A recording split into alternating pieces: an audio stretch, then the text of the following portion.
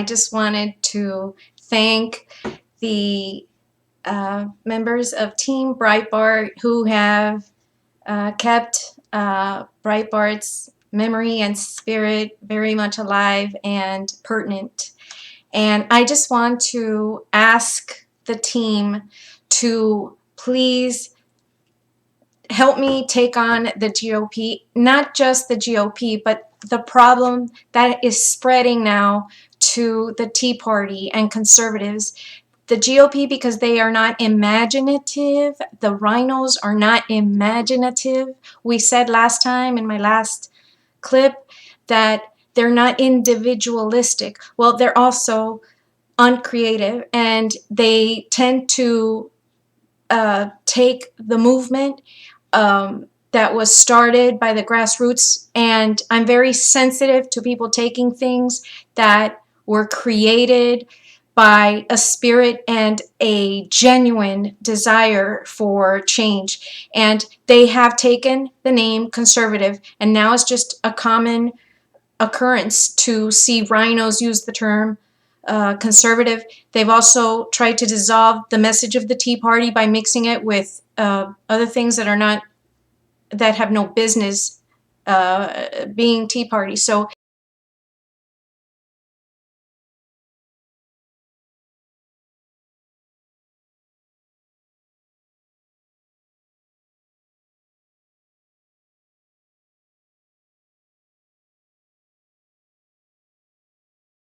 I wish that Team Breitbart would please, let's take on the enemy within our party. Then let's take on the Democrats, or just do both. Let's at least do both. I will be very helpful. Anyway, that's it for tonight. Thank you.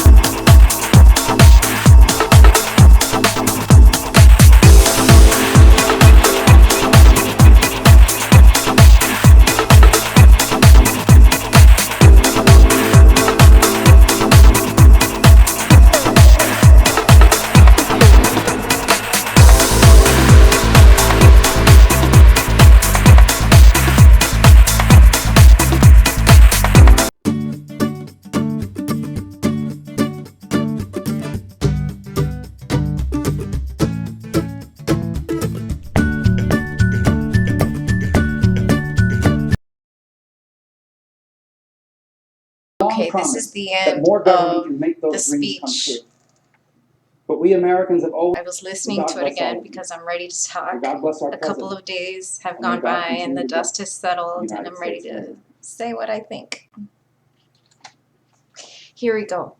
I was listening to the speech again today, and the first time it caught my attention, the first thing that caught my attention the first time I listened to it was the fact that he said that he was nervous, and everybody's talking about the sippy cup incident, and I'm just, you know, I'm not going to talk about the water. I'm just going to talk about what's happening and why Marco Rubio is a big deal. It's not that I'm obsessed with one person. It's just that the fact is that he does represent everything that is going on in the GOP.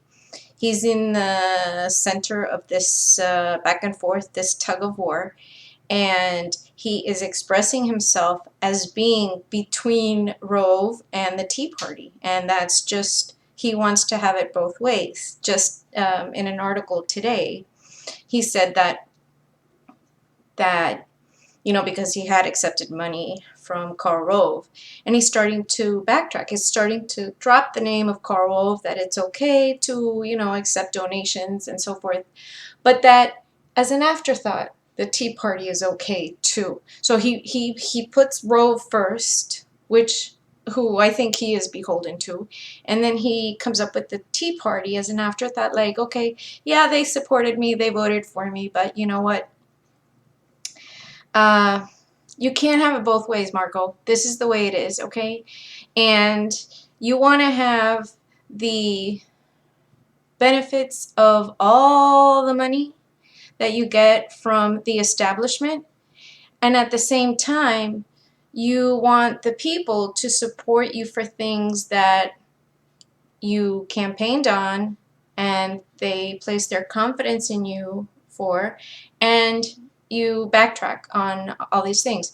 You were for small government. You still spoke about small government in this speech, but at the same time, you're coming up with different programs. By the way, I noticed you didn't do a lot of immigration reform and so forth. So you did a lot of programs. You're coming up with things that are not small government things. I like your ideas about, the economy, and I like your ideas about the principles and but there were some things missing in this speech. And I'll tell you the first thing that came to mind after the nervousness was, okay, listening exactly to your words, how you described your family coming here and everything. And it's a little bit of an indication of how the language waters down a message. I know you're trying to sell a message, and I know it's important to market things. Of course, the water bottle Rubio, that's a big marketing thing. Congratulations. But it was successful. But it doesn't hide certain facts. Okay, the first little thing that I caught, you said that your parents came here um, for opportunity. No, we came here because we were being politically persecuted, 500,000 of us. No, we did not come here for jobs. Sorry. I think that's important to point out because the term political refugee, I keep repeating this, and I am a political exile. I will always be a political refugee. So will my parents, because that's our history. And there's a history attached to that term, and it does scare people because it scares them because the left doesn't like that. And now it scares the GOP party because, God forbid, we say something that is anti-communist. Here's the deal. Our parents, because they spoke out against their government or because they were from the right side of the government and from the previous government, were punished and persecuted and tortured in jails and everything. And it's just diminishing the importance of why they came. No, they did not come as immigrants. I don't know about your parents. And I have this inside of me because the other thing was at the very beginning of your career here, campaigning for senator. At the very beginning of that campaign, not your career, you said something about you forgot when your parents got here. How can anybody forget when their parents came here? My grandfather sat across from me in this little. We came on a plane and there were like four of us: my grandmother, my grandfather, and then myself and my little brother. And we were across from each other because back then there were planes where you had seating arrangements like in a train. You sat across from each other. And I saw that tear rolling down my grandfather's face. And I was only 4, but I remember it. And I just remember the sadness and the big deal and the planes and the motors and the sound, the noise of the motors and getting here and the heat and the just the commotion in the airport and the balloon popping that made my little brother like freak out and start crying. And I remember that. I remember the big old vaccine they put on my leg. I still have the marks on my left arm. There's 2. How can anybody? I mean, every year we celebrated the fact that we had arrived, and that it was an anniversary. It was a momentous. It's just like a birthday. How can anyone forget that? For the life of me, I cannot come up with an answer for that. Okay, getting back to the speech. Rubio has been caught. He's like a little fish wiggling in a net.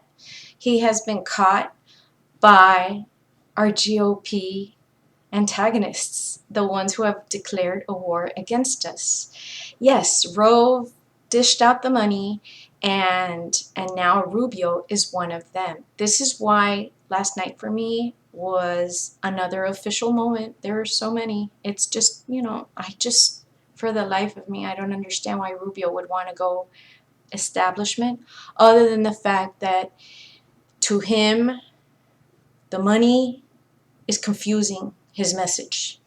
And it's all this process and this transformation. Sippy cup episode, he was sweating.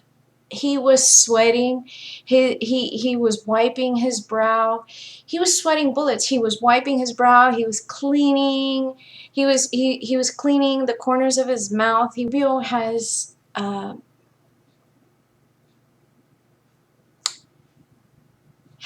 turned his soul over to the other side and the very dark side, and he shouldn't just answer to us. I think he eventually has to. Rubio, you have to answer to your God. You are worshiping at the altar of the dollar, because why else would you say the things you say and do the things you do? You are beholden to people who are not for small government and who are against the Tea Party. So you cannot be for the Tea Party and for Karl Rove. It just does not, you can't. One thing is naturally against the other. Rove is anti-Tea Party, and we know he represents who the GOP is owned by. So he is your puppet master. I think it is very sad. It's very evil what's going on.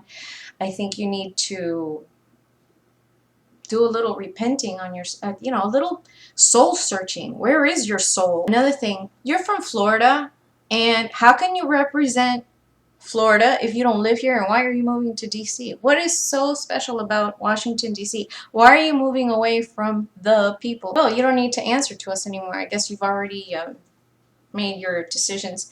I do want to talk to Mark Levin. Mark, you're going to have to stop giving Rubio a pass. I love Michelle Malkin, but what is the deal with Michelle Malkin, Sean Hannity, Mark Levin? What is going on? I don't even care about the name, the Tea Party. I'm more concerned about the spirit of the movement more than anything. And in general, I'm not really concerned about talking shop. I just want to get to the spirit of things. And the spirit of what is going on is called rhinoceritis. And these people are all infected. We have people who are starting to see things from the point of view of the rhino, because the lines are being blurred. It's just not clear cut anymore who's who. It's not because we're extreme. It's because we know who we are, we know what we stand for, and we're crystal clear. It's called political clarity.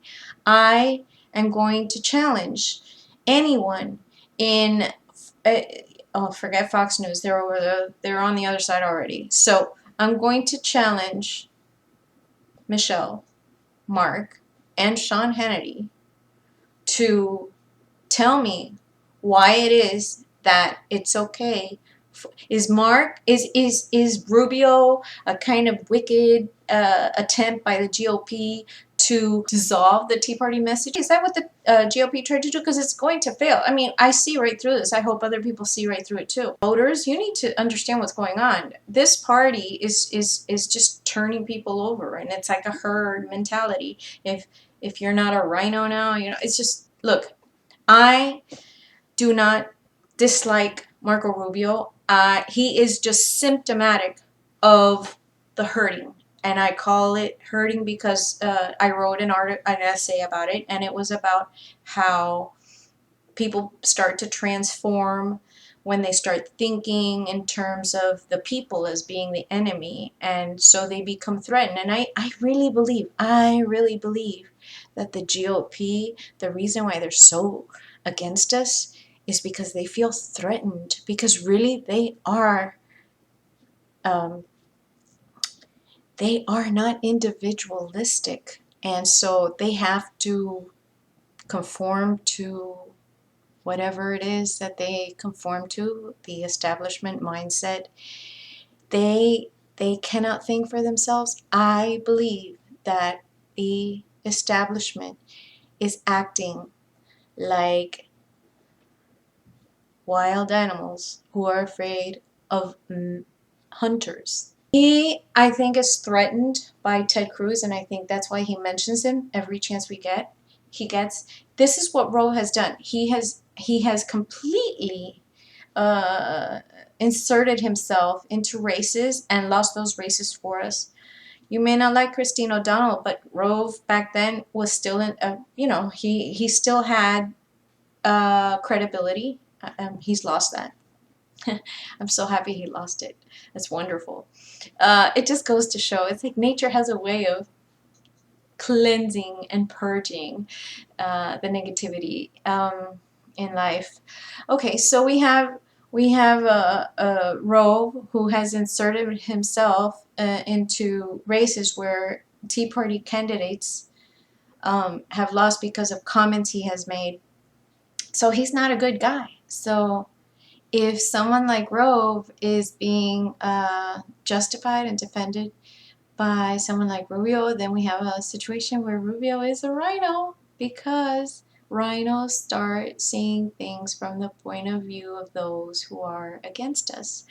That is it in a nutshell. So yes, supporters of Marco Rubio, stop treating him like a baby. He's a grown-up. Stop coddling him. Congratulations on the marketing of the Rubio bottle, but that will not erase the actual the lack of he does not fit the role. He does not fit the suit. He does not fit the shoes that have been handed there for him to fill. He's not material for president, and the more you guys hang on to that little dream, the worse it is going to be. He made a mistake, and he made it because maybe in his mind those were the last traces of a conscience of someone who knows he is losing the confidence of the people, and he knows we're on to him, and he knows, and he's nervous, and again, it's sad to see.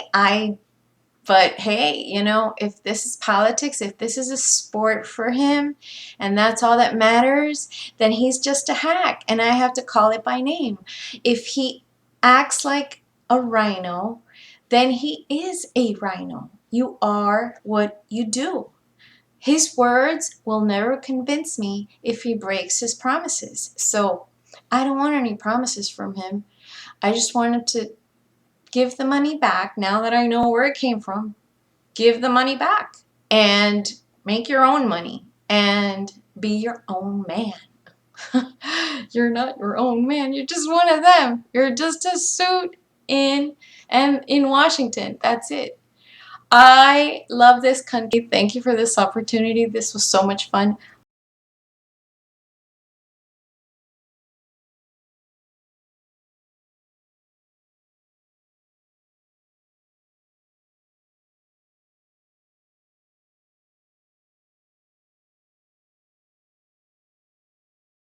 Talk to me real quick. I want you to weigh in on this whole controversy between American Crossroads and the Tea Party and those Conservative Victory Project Karl Roves. I mean, you've obviously seen the headline. I mean, what is your sense? I mean, a lot of people think this is kind of like a proxy fight between the GOP establishment class and the Tea Party constitutional conservatives. I mean, do you think this Conservative Victory Project is a good idea? Yeah, I think they're both fine. Look, I think first, a couple things I want to say in fairness.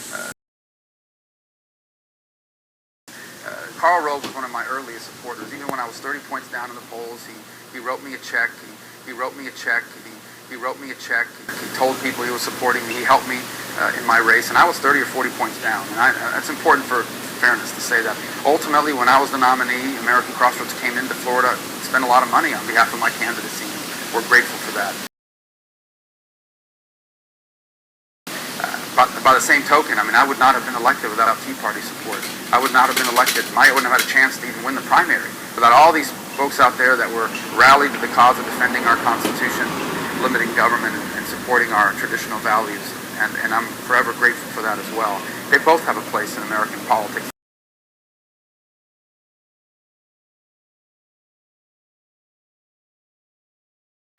concern that people have is that somehow people in Washington or out in the, in the Beltway are going to decide that someone can't get elected. That's the argument they used against me, and I don't believe that's Karl Rove's intention.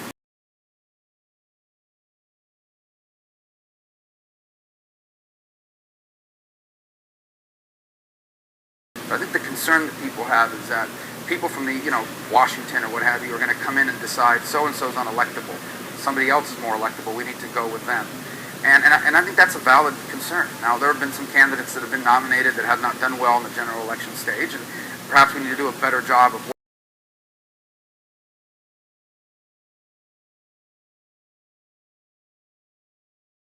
working through that to ensure that doesn't happen in the future. But I think we also have to be very careful that we're not discouraging grassroots-type candidates from running.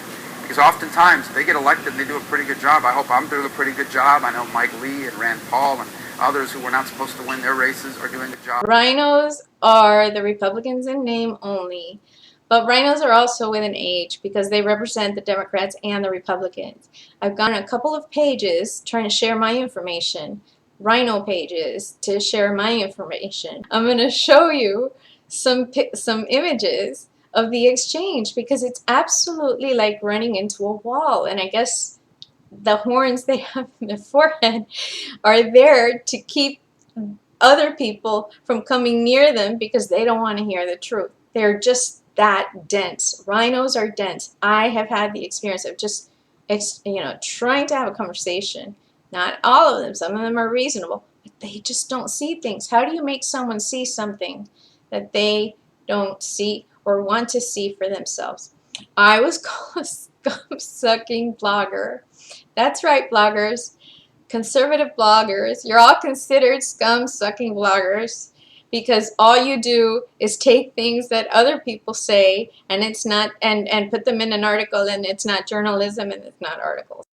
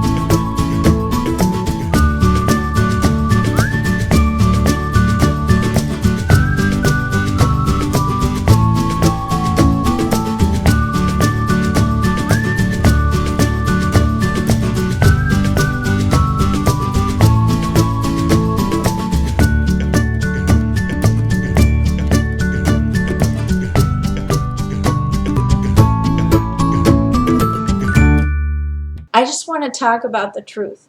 This started with an article that I read, and it was by Mark America. And I'm not name dropping. I'm just saying that he should be given credit for this because he came up with this idea. When you have a wife and she asks, "Honey, do I look fat in this dress?" And it's a loaded question.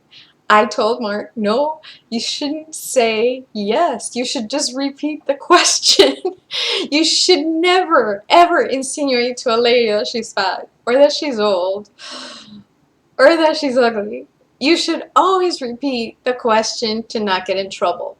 But then he said, but that's not telling you the truth. And then it's just an open-ended thing. I wish rhinos had the intellectual honesty of asking voters, are we statist? And then we could tell them the truth. Yes, you are. And this is why I want to say this, because rhinos don't want to know the truth. They ignore the truth for whatever reason. I am not here to figure it out. I don't know why they don't want to hear the truth. It's so obvious that they are doing things and failing at it, and they refuse to listen to us. And we're the ones who have the answers to win. So what would you do if somebody asked you, If they're doing the wrong thing, you would want to give them the right answer, right? You would want to give them the answer that helps them. We've been giving the answers to the rhinos to help them, but they don't listen. So what do you do when the person doesn't listen and they don't even care to ask the question? I wish the rhinos asked the question, but they haven't. So what do you do when someone doesn't even want to know? At least the wife that wants to know is interested in maybe looking better or maybe just checking you. It's very touchy. Okay, so the truth is that our Republican Party is filled with not just political leaders who are dense and unwilling to listen to the truth. We have voters who are unwilling to listen to the truth and voters who are unwilling to admit that they're rhino voters. Nobody wants to be called a rhino. But then you have the rhinos who think they know it all, and that's a problem too. People who think they know more than other people. So you have to have humility, you have to have intellectual honesty, you have to be willing to open up and see things from the other person's point of view if you're going to have an exchange. And I find it very difficult to tell the truth without getting into trouble. I really do.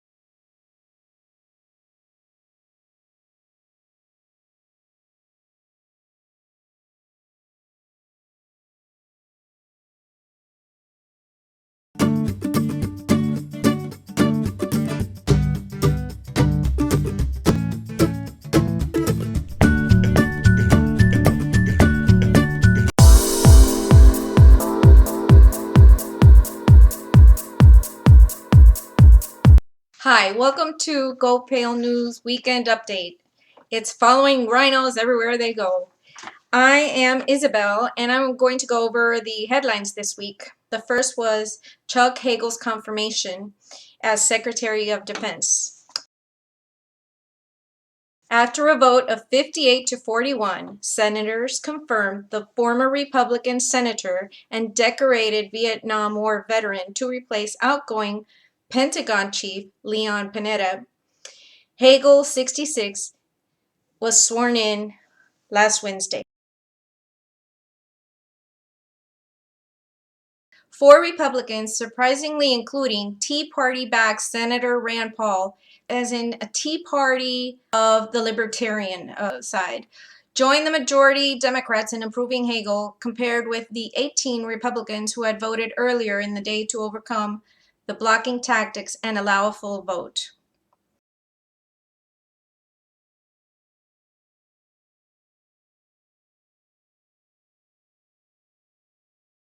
White House Press Secretary Jay Carney said on Twitter that the confirmation is great news for our men and women in uniform. Really? The nomination was held up by several Republican demands for information on Hagel's finances and transcripts of speeches that he gave to international organizations. Bob Corker, Lindsey Graham, and John McCain agreed to allow an up or down floor vote, even though all three eventually voted against Hagel's confirmation. We can always count on them, can't we? The outcome ended a politically charged saga that saw Hagel unsettled in congressional testimony when critics savaged his record on issues related to the Middle East. He also survived a tense committee vote that saw him subjected to such harsh comments that fellow Vietnam veteran McCain warned fellow Republicans that they should not impugn the patriotism of an honorable man. Senator McCain? Yeah, well, where have you been for the Muslim Brotherhood infiltration? I mean, it's just such phony outrage. Stop it. Senate Majority Leader Harry Reid sounded relieved, but got in a few more digs at his opponents. Senator Hagel is the first nominee for Secretary of Defense to be filibustered in the history of the United States. Politically motivated delays send a terrible signal to our allies and to the world, as well as to U.S. troops serving in Afghanistan. Reid said to an audience of one, I'm just kidding. For the sake of national security, it's time to set aside this partisanship. Oh yeah, he's so funny. Well, I don't want to go on and on and on. That was not good news. And thank you, Rand Paul. You just stuck your foot in so deep that it made it so much easier for the rest of us who were trying to tell everybody what a phony you were, that I can take a little break now. So thanks a lot. The second big scoop of the week is that a bunch of rhinos are in Wall Street digging up money for their 2016 campaigns. It must be hard to soul search and find money all the time from people who you're going to eventually backstab. Okay, Rubio is in New York City, but he was in Jordan and Israel, and I thought he had moved already to, I thought he was going to move to Washington, but I drove by there this week and I ended up finding out that he had already moved to Washington. So we have Rubio, Rand, Rob Portman, Ryan, and Robert Jindal, the 5 R's who all happen to be rhinos in New York. They're scheduled to be there at some time, so I prepared a little clip to make this a little more interesting. Guess who's in New York? I couldn't even keep up with him. He was in Washington first. I had a little song here. Now I had to change the song because he's in New York, Wall Street. Guess who? Mr. Big Stuff. Who does he think he is? Mr. Big Stuff. Shaking down the hoops at Wall Street. Mr. Big Stuff. I know you broke their hearts for having nothing on big rock. You made them cry. He's not alone. Guess who else was there? Rand Paul from Kentucky. Yes. Guess who else? Another Paul. Only Paul Ryan. We have Paul Ryan, Rand Paul, and Mr. Big Stuff. Who does he think he is? Mr. Big Stuff. Woo! They saved the best for last. The only thing holding back Chris Christie, whose name has been dropped by donors and bundlers, is that pesky little pay-to-play federal law banning contributions from New Jersey. The ones that there's exchanges for business and other types of underwriting deals and things like that. So I'm sure Christie will figure out a way around that. And it is reported that his campaign for re-election might morph into a presidential operation next year. Oh, I hope not. But anyway, if he does, he should run for the Democratic Party nomination, and so should all the other rhinos who butt heads all the time. Don't butt heads, they merge heads with the Dems. So the repubs, the repubes, whatever you call them, the R's and the D's, they're all rhinos with an H. Please read my essay in the speech A Time for Choosing. Just look up my name and say the word and write in the word rhino. Oh, last one but not least. Former Florida Jeb Bush could draw, quote unquote, a deep well because of family connections. Oh, that's just what we need. LBJ with a lot of money. Big government loves big business. And now I'm going to give you some names of who Marco Rubio met in New York. He met the hedge fund manager and Titan billionaire Paul Singer. I wonder what he's all about, Mr. Singer. It was called a first date.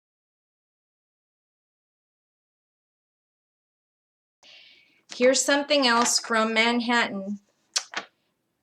Oh yes, there was a buzz that he's, running for the White House, but some of the GOP bundlers are, downplaying all of the talk.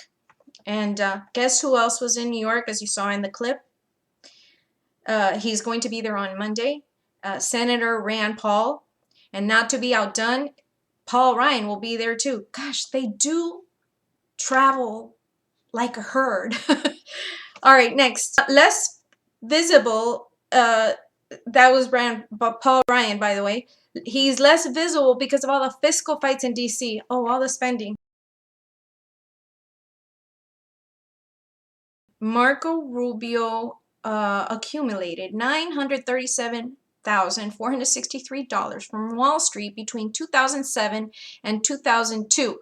Of course, that's not including conservative ideological groups, probably Karl Rove, and retired individuals, which came in first and second place. So in third place is a measly under $1 million.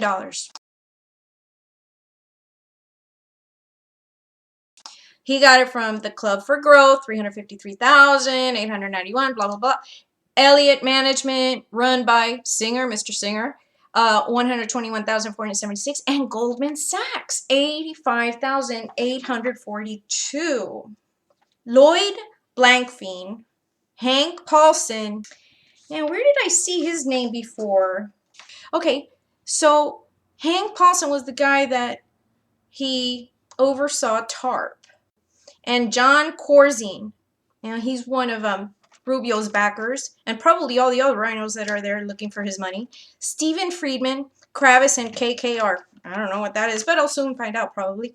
Then there's mention made of Hillary Clinton, who probably doesn't have to do all this early obstacle course, so to speak, because she's got it all in the bag. I thought she had blood in her hands. Anyway, whatever. Several have said that Wall Street is hungry for a fresh face. Oh my gosh. One of the bundlers admits that Jeb is not what the party's looking for. Please, I can't laugh right now. I'm trying to be serious. So I wonder if Rubio is the one they had in mind, or worse yet, Rand Paul. Who would be worse, Rand Paul or Rubio? I don't know. They're both bad. I hope they don't think that Rand Paul is to the right of Rubio, but that is how they described him. Anyway, so Rubio is said to know how to deliver a message and connect with people. Yeah, like me, and then betray people he connects with because he's after money. All right, and he's youthful and he has verbal gifts. Well, a lot of people are youthful and a lot of people have verbal gifts. It's not unique to Marco Rubio.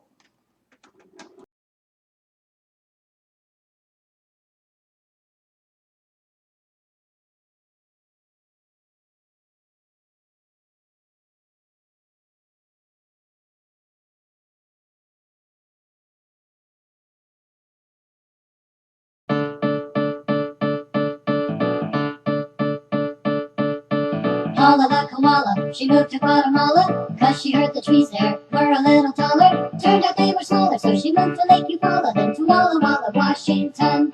So if you live in Walla Walla and you see a koala, you can bet your bottom dollar that koala's name is Paula. Paula the koala, who lives in Walla Walla, Walla Walla, Washington. She's cute, she's kind, she's the coolest marsupial that you could ever find. She's sweet, she's smart, she's a smaller koala with a great big heart. Paula the koala, she moved to Guatemala, 'cause she heard the trees there were a little taller. Turned out they were smaller, so she moved to Lake Eufaula, then to Walla Walla, Washington. So if you live in Walla Walla and you see a koala, you can bet your bottom dollar that koala's name is Paula. Paula the koala, who lives in Walla Walla, Walla Walla, Washington.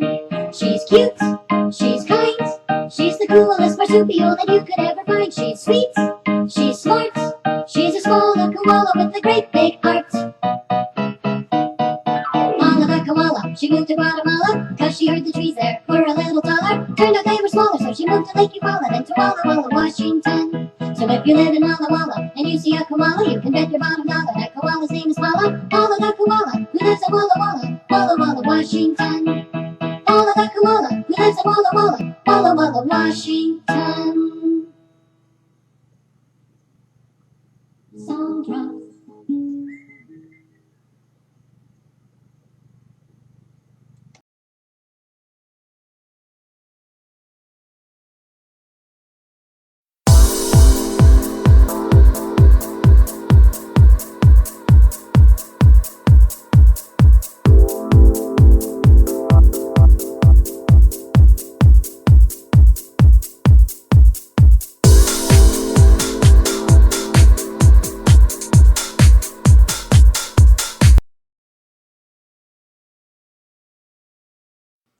Good evening. My name is Isabel, and tonight we're going to go over this week's news. I want to start with the drama surrounding Pam Geller and the non-invite to CPAC, the DIS. We know that Chris Christie was not invited, but she was not invited, and there's an added twist to this story. The Jihad Watch, Robert Spencer, was given an award, and I found out this week that that award is now not going to be given to them. That is just more irony coming from the CPAC administrators and the board, who have been kind of in damage control mode about that award being given but not being presented to the recipient because the recipient was barred from CPAC.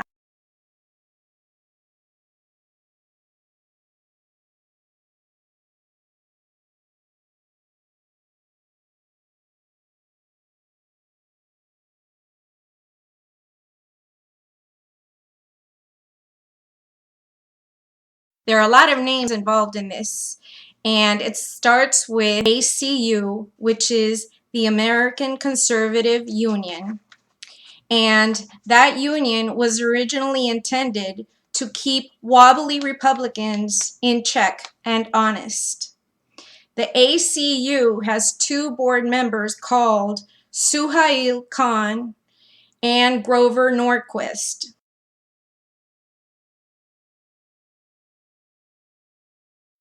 Norquist, you may or may not know, is linked to Hamas and organizations dedicated to destroying America from within. The story got scarier as I read it because these two are linked to two other terrorists. They're key facilitators to the Bush White House.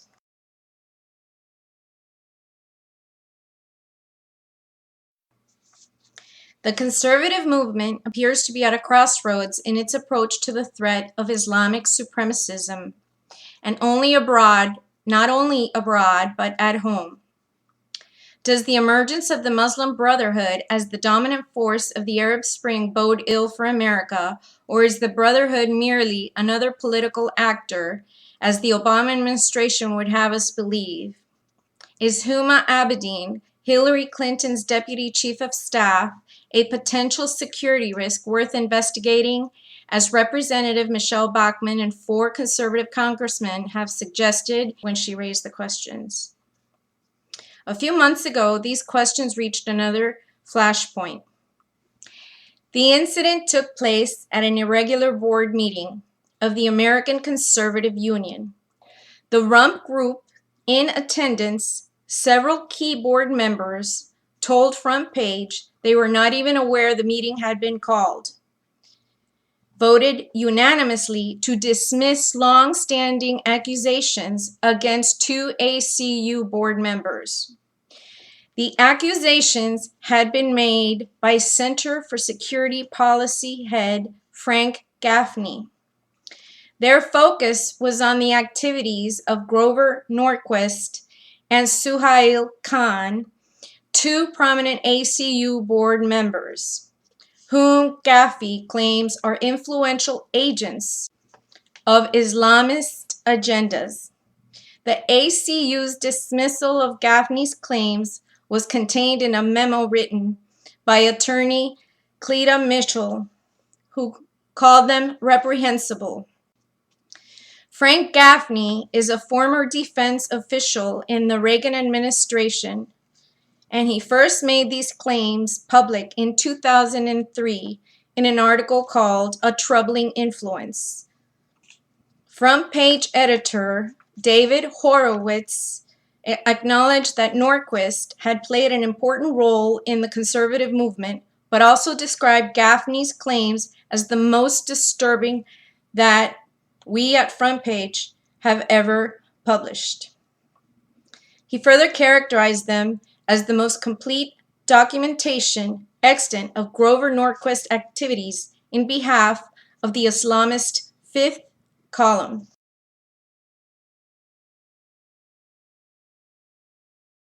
Norquist sponsored Suhail to become a member of the board of American Conservative Union in 2010. With Grover's help, the Muslim Brotherhood was infiltrating the very heart of the conservative movement. By this time, however, Gaffney's access to ACU's audiences was restricted. Because of his charges against Norquist, Gaffney had long since been barred from speaking at the annual CPAC gathering. Frank Gaffney has been the courageous bringer of bad news about Grover Norquist and Suhail Khan to the board of the American Conservative Union. Many good conservatives on the board have refused to believe the evidence of Suhail Khan's Brotherhood allegiances and agendas.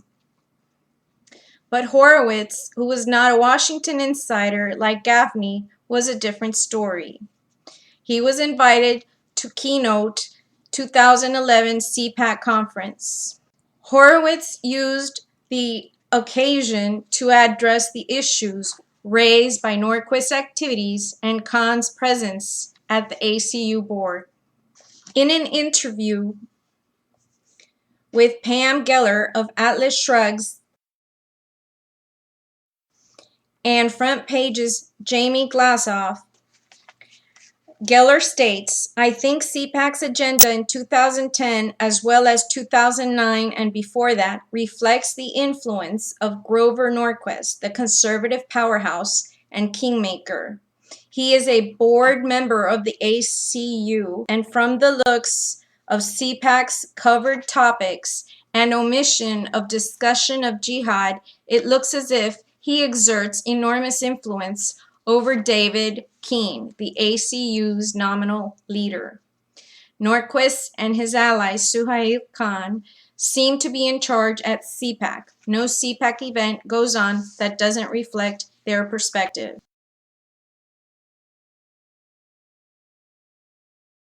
The conclusion is that CPAC and the ACU are bought and sold for money and influence. Worse still, they are still under the heavy influence of people that want to destroy this nation. Pam Geller isn't the problem.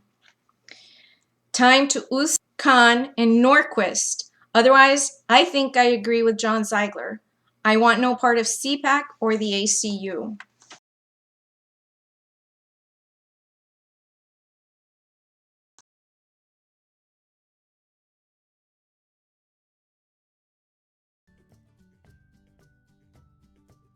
Evening. My name is Isabel, and this is a special edition of Headline News Update. CPEC infiltrators and the dirty half dozen.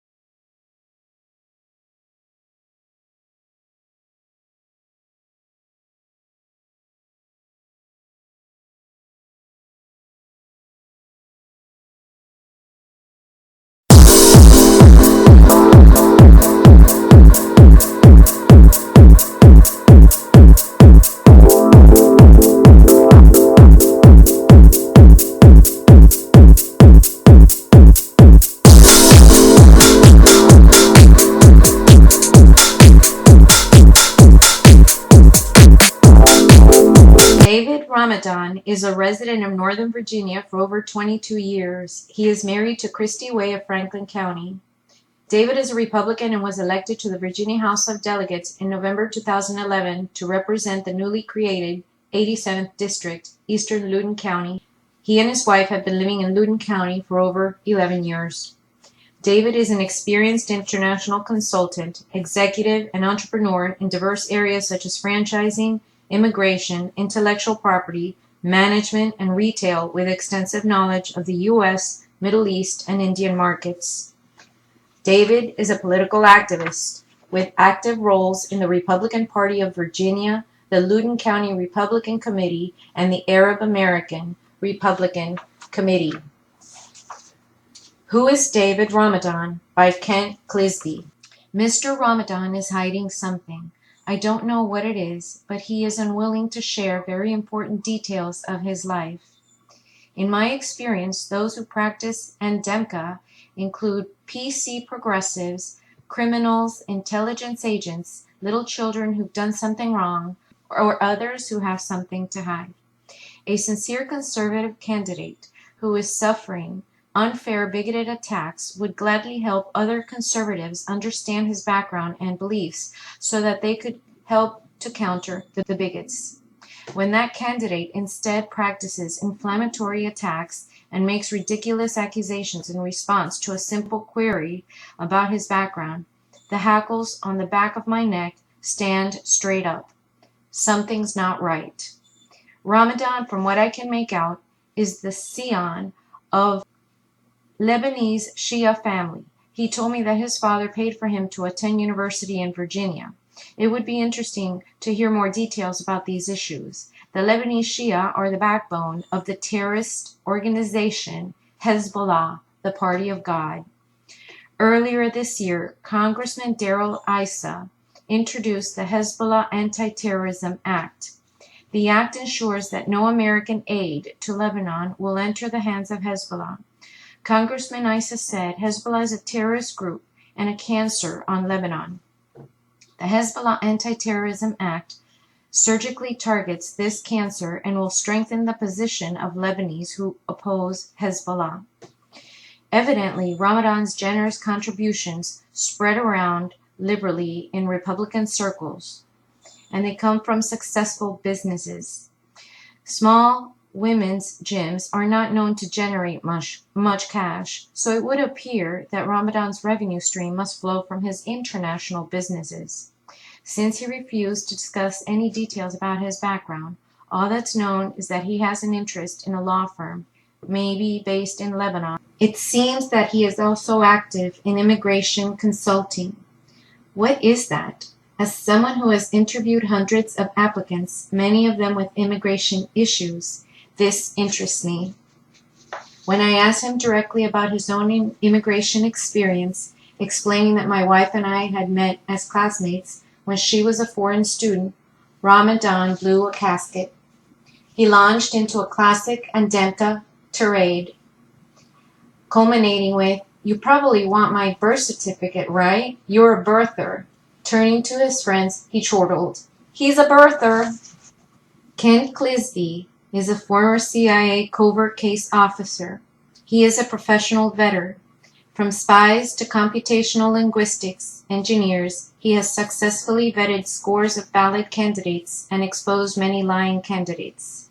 His upcoming book, Willing Accomplices, explores how the KGB used covert influence to destroy American exceptionalism and create political correctness and progressive politics.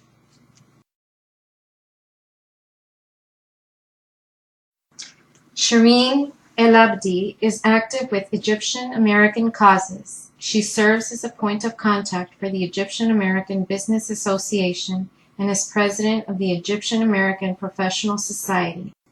Active in various civil rights causes, she also sits on the board of the Arab American Institute, AAI, the bipartisan AAI, co-founded in 1985 by George Salem, who also signed the Ground Zero Mosque letter, has worked to increase Arab American voter participation in U.S. elections.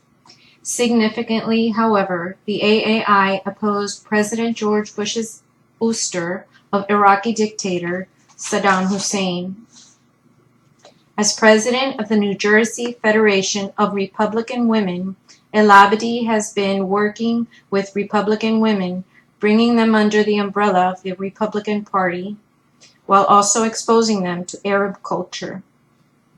The experience has been very refreshing because a lot of people don't have the opportunity to meet and interact with people of Arab origin. To get to know an Arab American firsthand and to be able to see us in a different light allows the greater community to discover that we are indeed normal. El-Abdi continued, attempting to change the perception of us as Arab Americans in the U.S. by becoming a key player in an organization such as the New Jersey Federation of Republican Women is the most effective way to eradicate the misperceptions about our community. El-Abdi's political activism does not end there. She was asked by Governor Christie to run for statewide Republican delegate of New Jersey. Taking this opportunity, El-Abdi said, "I was very proud to run for delegate. Before that, I was an honorary delegate during the 2000 Republican National Convention, which was a tremendous experience." As a Republican delegate, El-Abdi has also been active fundraising and campaigning for fellow Arab American Republican Joe Kyrillos, who is running for Senate while also being an active Romney campaigner. In addition, El-Abdi was selected by Governor Christie to be part of the state's redistricting commission. One of the main criteria in redistricting was to ensure that minority communities were not to be split and weakened. She said, "One of the reasons I was selected was because I was Arab American. By having a diverse redistricting commission, the voices of minorities could be heard, and now rewards are being seen because the people of our community are noticing Arab Americans in a very positive way."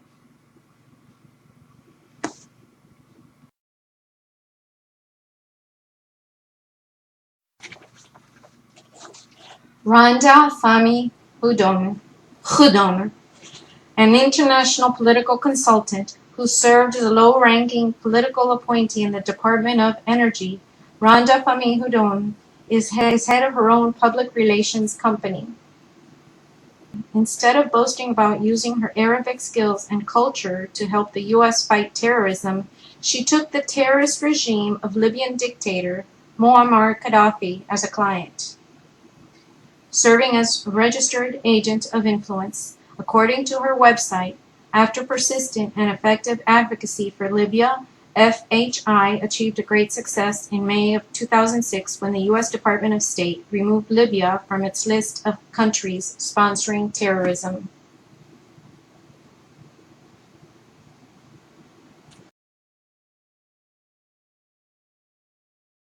George Salem is a well-known Reagan Republican in Washington and is the only identified non-Muslim of the group. A practicing Christian born in Florida of Palestinian parents from Ramallah, Salem, is a longtime advocate of ethnic, Palestinian, and Arab causes. He co-founded the bipartisan Arab American Institute, AAI, in 1985, the year he became labor solicitor under President Reagan. and continues to chair the organization. Active with many Arab American groups and Palestinian-oriented charities, Salem served in 2004 as a representative of President George W. Bush at the funeral of Palestine Liberation Organization (PLO) terrorist leader Yasser Arafat. He was president of the National Association of Arab Americans. While the AAI, under Salem's chairmanship, won a strong reputation for increasing Arab American participation in U.S. elections, after the September 11, 2001 attacks, its official positions became increasingly strident.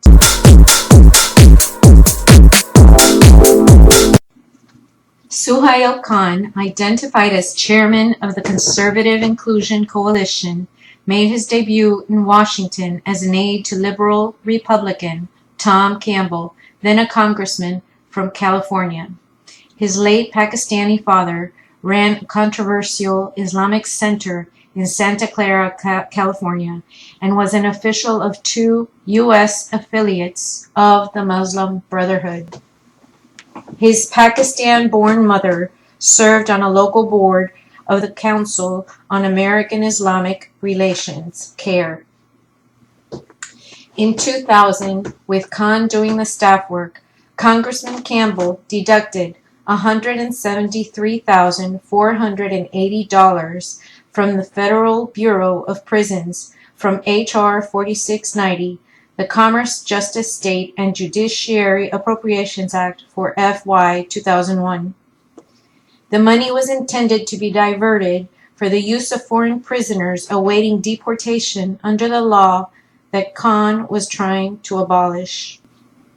Again, with Khan doing the staffing, Congressman Campbell teamed with left-wing House Judiciary Committee Chairman John Conyers of Michigan in an attempt to overturn Clinton administration-era legislation that allowed federal authorities to use classified intelligence information in order to deport suspected terrorists from the United States. This writer reported on Khan's work at the time for Insight magazine, a weekly then published by the Washington Times. Khan worked the legislation specifically for Sami Al-Arian, the head of an Islamic center in Tampa, Florida, whose brother-in-law, Mazen al-Najjar, was facing terrorist-related deportation proceedings. Federal immigration officials were using classified intelligence, which the suspect was not permitted to see, as part of the proceedings, and Khan tried to rescue him by helping draft the unsuccessful legislation H.R. 1266, the Secret Evidence Repeal Act of 2001, that would have abolished the law. Al-Najjar was a member of the governing Shura Council of the Palestinian Islamic Jihad, PIG, a U.S. government-designated terrorist organization. Khan defended Al-Arian against conservative allegations of being a PIG leader himself. Al-Arian headed a legal front group, the National Coalition to Protect Political Freedom, NCPPF, which worked to abolish federal counterterrorism legislation and support Khan's work on Capitol Hill. Under the law Khan was trying to abolish, Al-Arian was ultimately arrested, convicted, and sentenced to federal prison as the leader of the North American cell of the PIJ and as a member of the PIJ's Shura Council, of which he was secretary. Al-Arian came to public attention as a leader of the Palestinian Islamic Jihad. He was arrested in February of 2003 on a 50-count grand jury indictment alleging, among other things, financial support for terrorism. Al-Arian pleaded guilty in 2006 to conspiracy to provide material support to a terrorist organization and received a 57-month sentence. He is now under house arrest in Virginia, awaiting charges for contempt after refusing to testify against other reputed terrorist figures. After the arrest, Khan told his writer that he had never met Al-Arian. Years later, in his failed 2010 GOP primary race for U.S. Senate from California, former Congressman Campbell took heat for writing a letter in defense of Al-Arian in 2002. He said he had never known of Al-Arian's terrorist ties. Suhail Khan also worked with Abdurrahman Alamoudi, founder and head of the now-defunct ANC and its tax-exempt arm, the American Muslim Council Foundation. Alamoudi, an open supporter of Hamas and Hezbollah, also provided GOP campaigns with cash and activist support after becoming disillusioned with the Clinton administration for enacting the law that Khan was trying to abolish. The last signer of the Ground Zero Mosque letter is Sama Al-Reyes Norquist, the Palestinian Muslim wife of Republican operative Grover Norquist.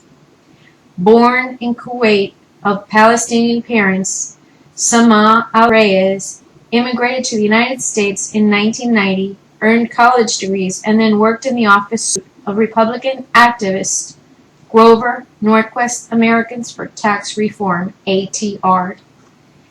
ATR provided space to the Islamic Free Market Institute, also known as the Islamic Institute, which Norquist and Alamoudi founded in the late 1990s.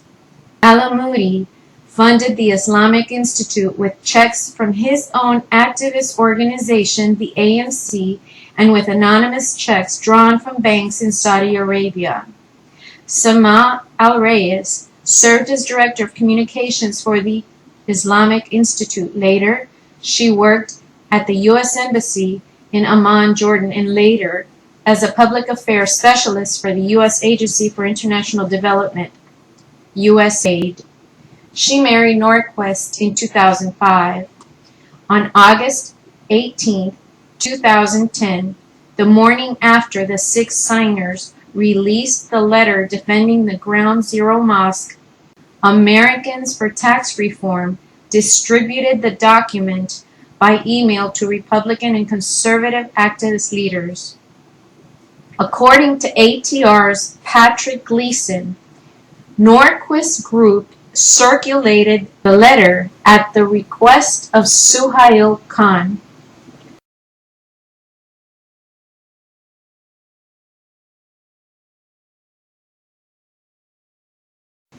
ATR sent out the letter without any objection to the signer's statement that it was more important to build the mosque near Ground Zero than it was to defeat the Democrats in the fall of 2010.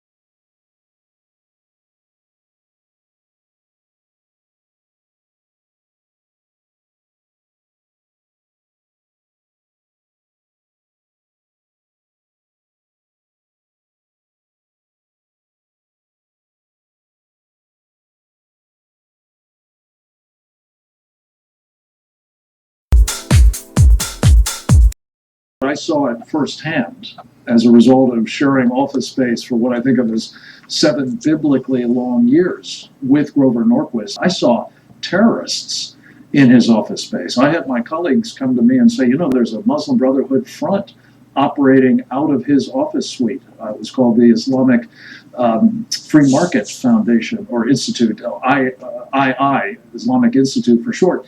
This was an operation that was created by a man who's now serving time in federal prison for terrorism by the name of Abdurrahman Alamoudi, and it went on from there, penetrating the Bush campaign leading up to 2000 and then the Bush White House, and that set the stage for what's going on under Obama now. Daniel, tell me what his motivation would be. Why would he be doing this? Well, the Muslim Brotherhood, like the communists and the Nazis before them, were expert at setting up front groups with innocuous names and finding people who'd be useful to them. Norquist was useful to them, and In some ways, they were useful to him. But what he was doing was really entangling the Bush administration, making them complicit in this kind of terrorism, so that the Bush administration would not be able to take a firm line. It would have to say, yes, there's a lot of moderates out there, and we really can't go around alienating them because we're now complicit in this. Okay, let me just go through some of the things that he has been for. He is for American Sharia, a supremacist program that I guess, Frank, you can go into here in a second. He has supported George Soros and Jay Street's anti-Israel agenda. He's worked to prohibit the government from using classified information to deport illegal alien terrorists, encouraged the closure of Guantanamo, supported the construction of the Ground Zero Mosque, endorsed civilian trial for Khalid Sheikh Mohammed in New York City. He is for sharp defense cuts in the time of war, immediately withdrawing U.S. forces from Afghanistan and Iraq. He espouses open borders, promotes gay marriage, promotes gays in marriage, promoting internet and other forms of gambling. There's a lot of things here, Frank, that I would say that maybe he's just a libertarian. Is he a libertarian, or is he playing for the progressive side? It's pretty clear when you put it all together. I think most libertarians are not hostile to our country, are not hostile to our Constitution, are not working with hand in glove the radical left, to say nothing of the Islamists, to undermine, the conservative movement. And you spoke in your monologue about the attacks on Ted Cruz. Those follow attacks on Tom Coburn, attacks on Mike Lee, of course, attacks on the Heritage Foundation. I mean, this is a guy who is doing the bidding, at the very least, if not all in on his own right. He's certainly helping people who are enemies, I believe, of this country, and certainly enemies of the Republican Party, if there's anything left of it, and the conservative movement specifically. Can you give me an example where he is comfortable in working with the progressives and Islamists in particular? Something we could go back to in history and look. A very compelling, again, don't take it from me, look at this for yourself. In a course that you've been kind enough to help me talk about with your audience in the past, Muslim Brotherhood in America.com, and we've got a clip in part 7 of Grover Norquist at a meeting in Dearborn, Michigan in October 2011, put together between George Soros's, progressives or leftists, radicals, and the Islamists. And there he talks very candidly about what amounts to an influence operation that he's been running against a prominent conservative Republican Senate leader. And, you just can't come away from this with any conclusion other than he knows exactly what he's doing. And what he's doing is, in this case, advancing the interests of not just Muslims, but Islamists. And I'm afraid that's the kind of thing that he's got to be held accountable for. Daniel, real quick, I've only got 30 seconds now. Can you tell me what makes you think he's not just a freedom guy, that he is playing for the other side? Well, if you were a freedom guy, then why would he be backing an ideology associated with a completely totalitarian regime? Why would he be backing the dissolution of the United States, the misfortunes of the conservative movement? And why would he be doing everything possible to undermine the entire possibility that the Republican Party can push a freedom-based agenda?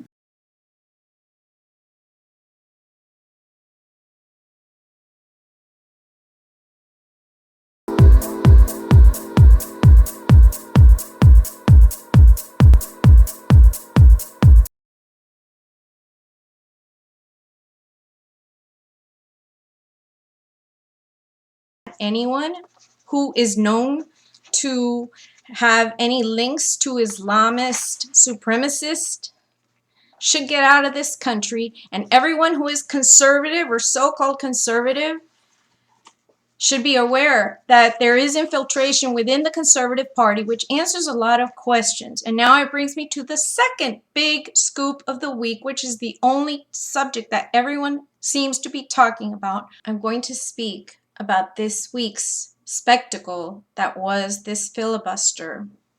I have crossed a lot of people this week, and I have been called every name in the book. Idiot, crazy conservative, you name it. I have been called these names because I am simply wanting for people to look at what is going on with a level head, a little distance, and some scrutiny and some questioning. We have lost 2 elections in a row, and we have been losing for longer than that, because even when Bush was in the White House, conservatism was not being represented. I said in the last clip, and I will say it again, that term is meaningless, because right now we have people who are not completely conservative hiding behind the name conservative. We have different factions within the Republican Party that are starting to rear their ugly heads. There is a leadership crisis in the GOP. What I saw made the hair on my back stand. I saw people overreacting to something that senators and our representatives were elected to do. I also saw some questionable motives behind what was done. You will see from all the tweets that I took the trouble to copy, download, and put in a clip together why we have senators and representatives who think they can get away with things. Now, this is my point of view, okay? I've done some homework, and I have found out a lot of things about Rand Paul that I don't like.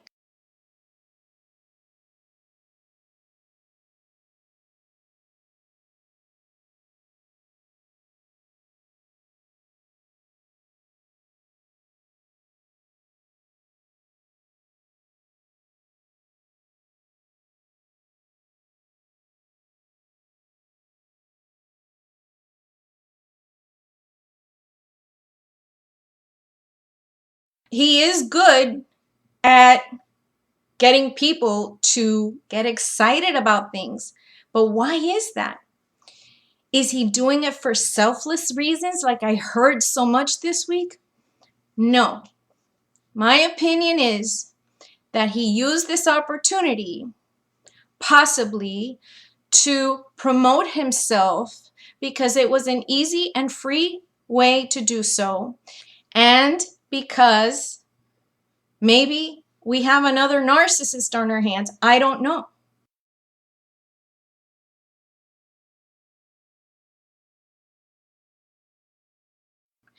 I'm more comfortable at this point asking questions than jumping into conclusions like so many people. These people who have been accusing me this week of not, being on board and not celebrating, with everybody, or, going along with, the mood. Why should anybody be celebrating when there was no positive result in the end?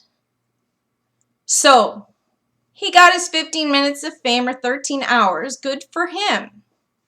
Let's watch him and let's see if certain things pan out. Let's see how effective he is. People jump into situations. You know what it felt like?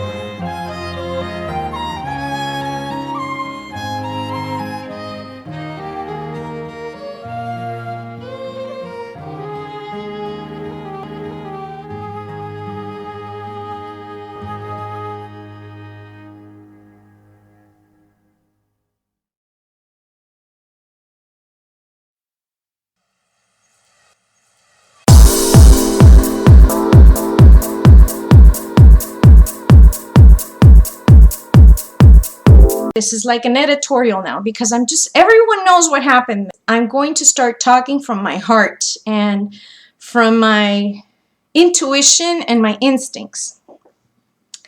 This man is hungry. He is very hungry for power, and he's very smart. And he's very smart because he took the experiences and the lessons from his father, and he is applying them, kind of revitalizing them and recycling the same way of doing things, but he's hiding certain things. And if you noticed, he didn't really criticize Obama during this. And if you also notice, he's gone on record saying that it's not really about Brennan. Well, what was the filibuster for if it's not about Brennan? It is about Brennan. So let's go down to what it is for. Was this grandstanding? It just amazes me how Americans, and I do say this again from my heart, America, I am trying to help you. How many people do you know have the communist experience or the background of her parents and a whole community of 500,000 people who experience this? I know what hurting is like. I know what happened when people had one bad administration and then the result was another worse administration, because things were great in Cuba. Capitalism was thriving. Cuba was flourishing. There was a great economy. But there was a government there that got criticism, Batista's government, and so that was wrong. Let's compare it to Bush. People didn't like Bush's government, so they got angry. And so they got angry, and this opportunity for someone else to come along and to criticize that situation, and then to come in and to capitalize on that, and to get people all worked up and everything. We're in a very vulnerable situation. We are making ourselves vulnerable by cheerleading, by patting people on the back, giving each other high fives, like if this was some kind of football game. This is not a sport, what's going on. This is real life. I wouldn't be doing this. I don't do this for any other reason except to share my experiences. I wish that people understood. I'm not out to compete with anybody. I don't want to tell anybody what to do. I just know what is going on. And I know that something really ugly reared its head. I'm sorry if you disagree with me, but I'm getting a lot of resistance from the same people who told me that I was wrong when I said Romney would not win. He didn't win. I said the GOP is against us. I was right about that too. I never made this about one candidate or another. I made it about the context. We had one candidate who would have been the antidote. Her name is Sarah Palin, but she didn't run. Fine. But I kept on with the GOP, because why should the GOP be telling us what to do? And now the problem has evolved into something much uglier. I don't know how to make people see something that I see. This week, I kept saying, you guys, stop with, I call it the collective hysteria. Stop. Let's take a moment. Let's let the dust settle. Let's see what comes of this. It's just not working. Things are I see things worse than I did when it was 2007, because we're vulnerable much more. We've been slapped around.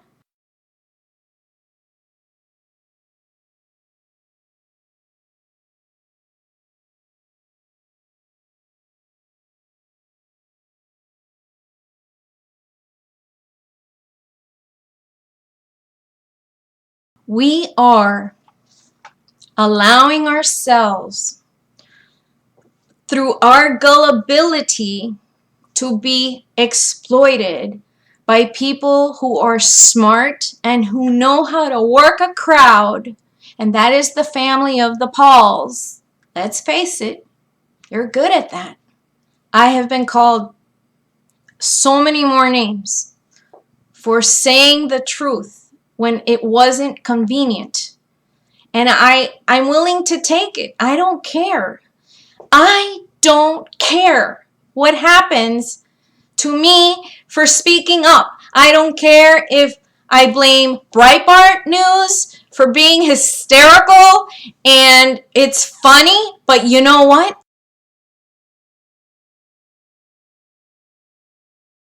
It's not so funny when you see the consequences of what is going on, because people who do not have our best intentions in mind are the ones watching this circus.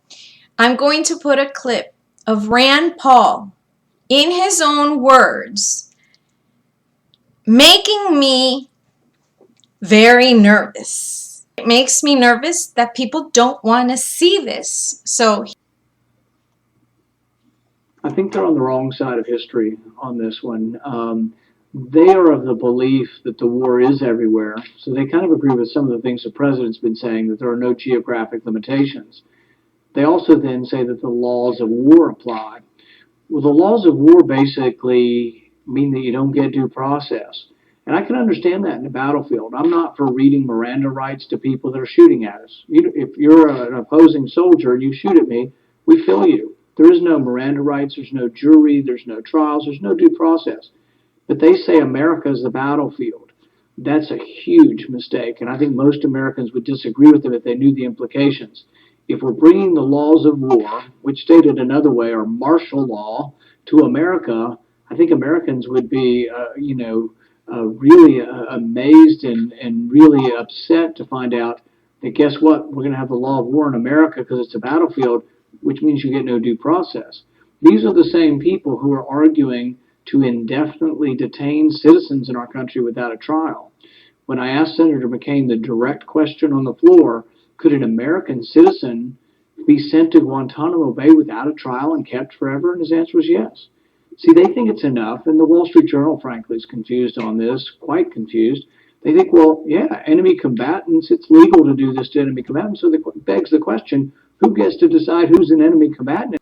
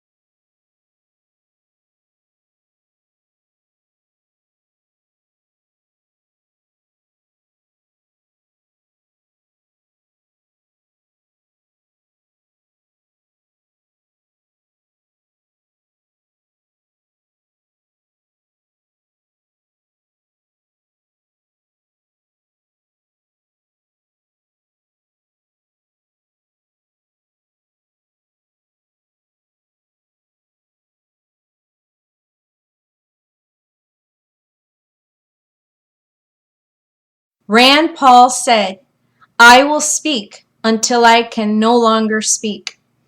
And I say, I am going to speak and not shut up until I find out everything that's going on. People, you need to wake up.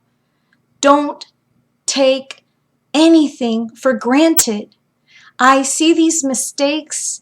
I see people just getting carried away and swept away with what everyone else is doing and saying and everything. And I am very, very scared for this country. I love this country. I lost my country. I will never see my country again. I am haunted. I am haunted by that reality. I may never see my country again.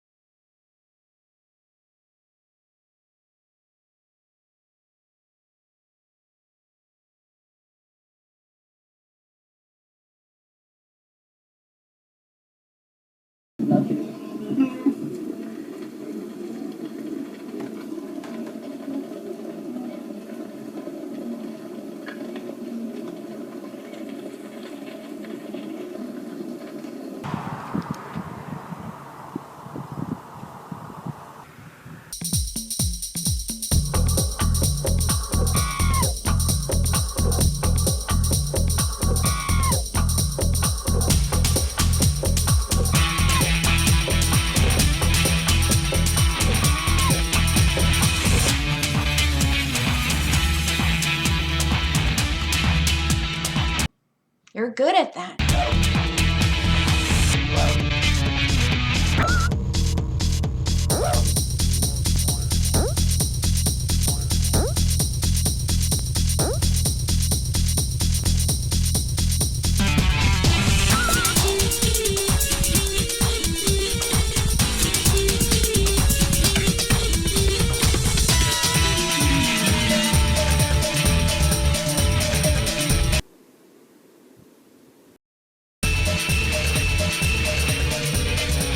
We cannot get any reliable news anymore about the rhinos. We can get great hard news from Fox News. I'm still watching. We can get great stories. The problem is they're not going to report what is going on with the candidates that have been hijacking our message. So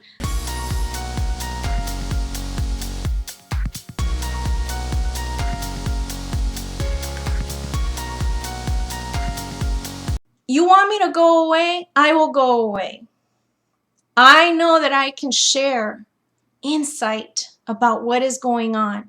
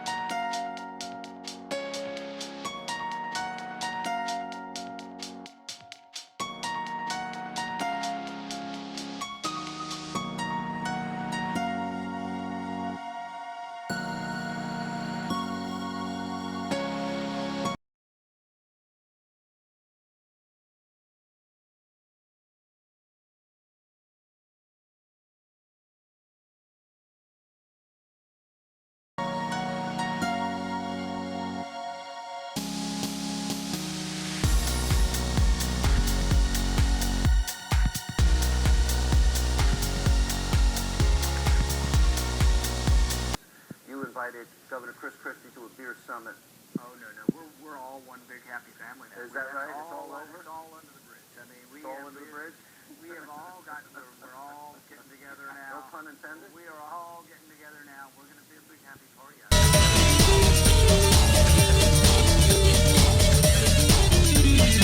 No, we're not doing enough. Sorry. And we need to be humble, you know?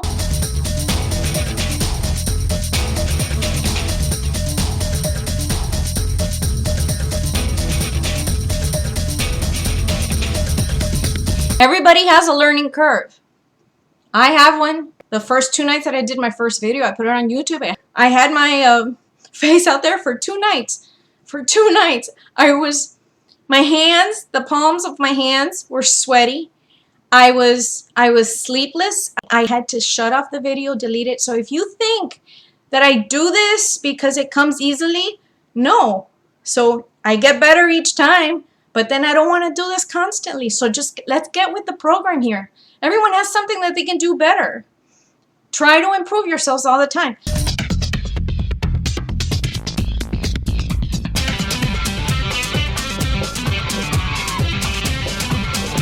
I learned how to use a blog. I didn't even know how to use Facebook that much. I was playing on Farmville. Seriously, I was just having a little spare time, quality of life, and then I was not doing anything really worthwhile. And what I'm saying is, it was important because It's important for me to say that because you have to know that I am going the extra mile every chance I get.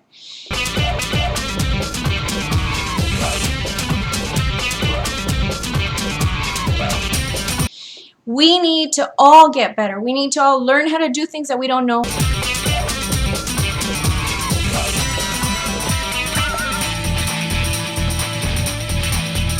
If you want me to, I'll explain to you very simple things. How you can make a YouTube clip, how you can write on a blog. These are simple things that are keeping people from just connecting and making more. And then there's also the laziness factor. People just don't want to do the work. They don't want to read articles. They don't want to hear the links. They don't want to view them.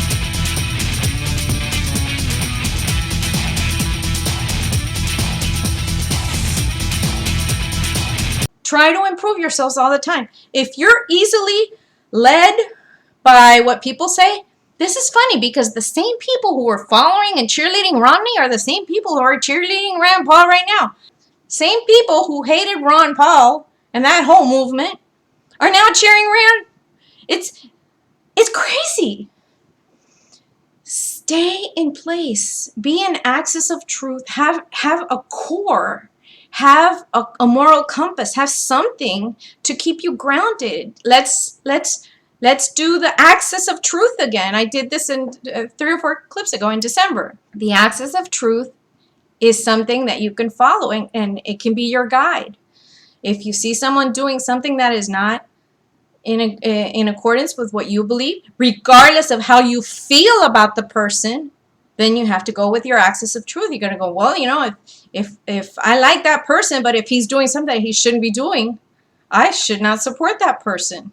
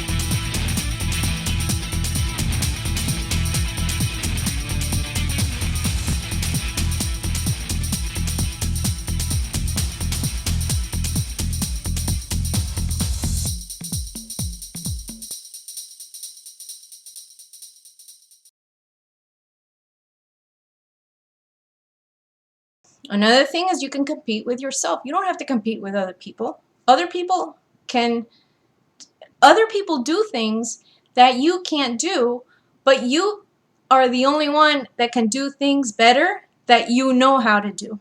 And that's all I'm saying. So I hope you have a great evening. I'm going to spend some time with my family now because they miss me.